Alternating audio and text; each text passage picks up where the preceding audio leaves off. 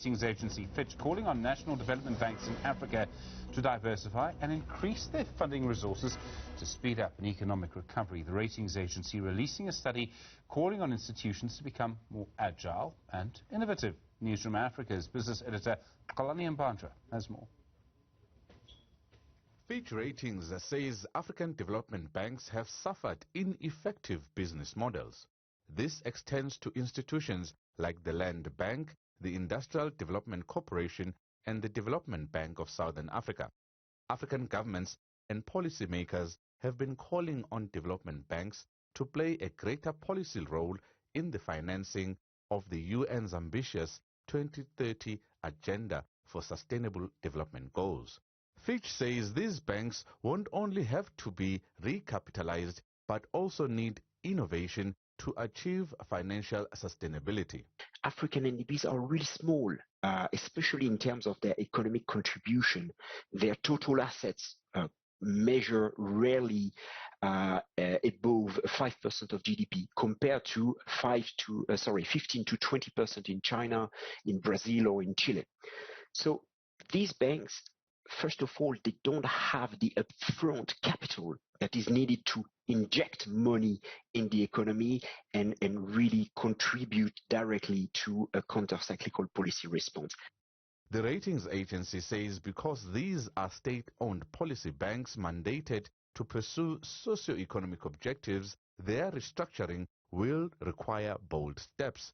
This includes appointing the right leaders at the top.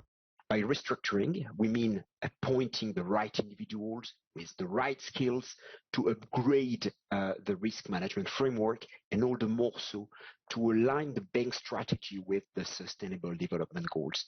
In addition, we have seen several African governments creating national development banks, mainly in West Africa, in countries like Benin, Burkina Faso, Cote d'Ivoire, Guinea.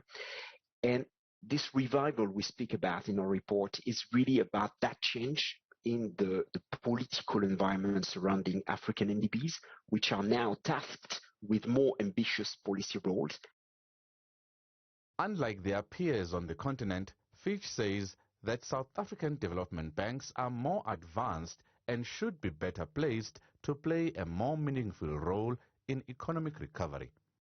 As you know, DBSA is a primary vehicle for infrastructure development.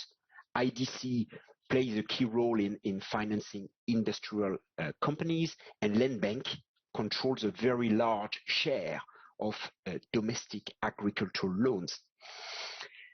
Perhaps on the more negative notes, the three South African national development banks in our report are typically financed on market terms, which means that they are more sensitive to deteriorated market conditions. Fitch says although this diversification will take time, these institutions must act swiftly to resolve funding challenges as they continue receiving more sovereign support due to a change in political climate over the past decade. For Newzroom Afrika on Channel 405, I'm Kalani Mbandra in Johannesburg.